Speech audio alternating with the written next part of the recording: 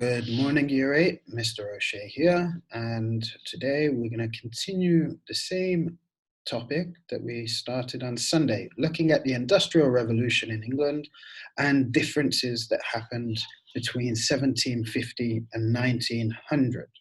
Okay, so if you sent me to work for last class, I did comment and I asked you the question, did life change more from 1750 to 1900 or from 1900 until today? You're going to continue looking at these changes, and we're going to look at population today and see why population exploded, so why it got bigger. Two key words for today: birth rate, which is the number of people who are born in a country every year, and death rate, which is the number of people who die each year. So before we get started on that, starter activity. I want you to have a quick go at this activity in your book, put them into the correct order, match the dates to the century, and please match the names to their respective revolutions that you looked at last class. So please pause the video and do your starter. Perfect. So let's have a look. Here are the correct answers. So if you need to pause to check, please do. And if you need to correct them, please do. Again, we have Scientific Revolution, Robert Boyle; Agricultural Revolution, Jethro Tull; Industrial Revolution, Richard Arkwright.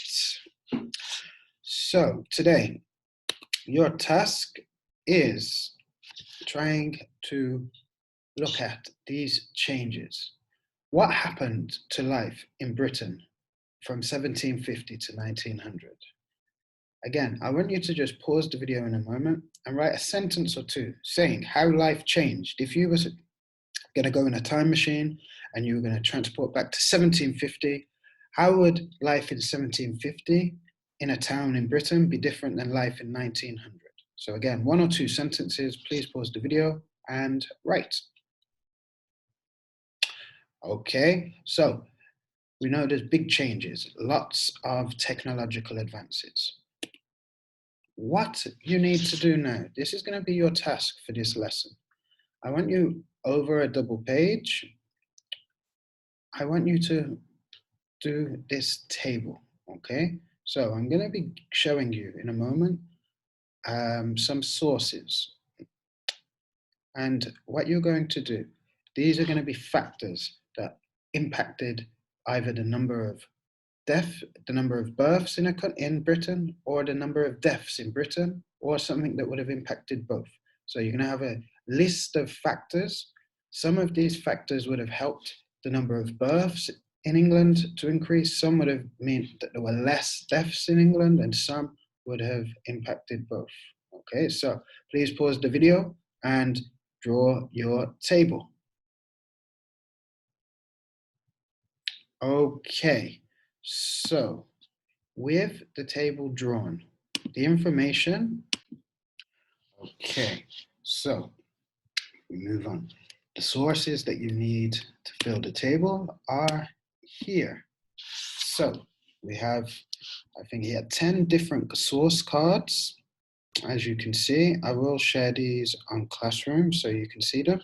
But if you need, you can also just pause this video right now and fill in your table. So, read through the box and decide whether this will cause more people to be born, whether this will cause less people to die, or whether this will have an impact on both. Okay, so we have farming, we have marriages, we have hygiene, we have medicine, we have more medicine, soap as hygiene, doctors and nurses, less people drinking alcohol, so it's more health, education, and cleaner cities. So pause the video and please complete your table. Okay, so I will be checking your tables and I will share a complete version of this on Classroom before next class. So we've seen many things that have changed life in this period. Your final task, before we move on to the graph, I want you to take a look at this key question here. From all of the factors that you looked at, from those 10 factors, which one do you think was most important and why? So underneath your table, please write the answers to this question. Which factor was most important and why? And pause the video and you can do that. And finally, I want you to finish this part of the topic by drawing a graph. Okay, so it's a quite simple graph. You're going to have a look. Along the bottom axis, you're going to put the date from 1850 until 1900. Okay, so you don't need to do all the way from 1500, simply 1850 to 1900 on your bottom axis. That will be the year.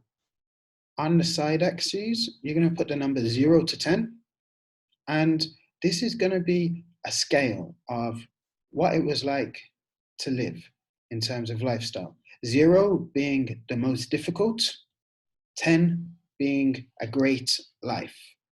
So what you're going to do, I want you to, on your graph from 1750 to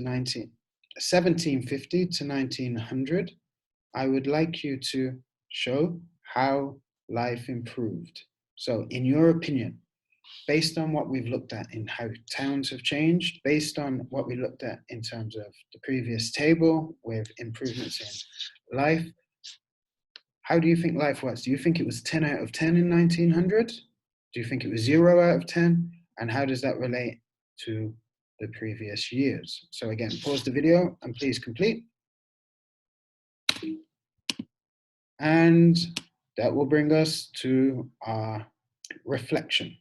So for your reflection for this class, in red pen at the bottom of the page, I want you to pick any 2 questions from here, any 2 questions from the grid, and I would like you to write a reflection on the class using them. So in red pen at the bottom of your page, please do your reflection, and that takes us to the end of this class. Thank you for listening, and I look forward to speaking to you again next class.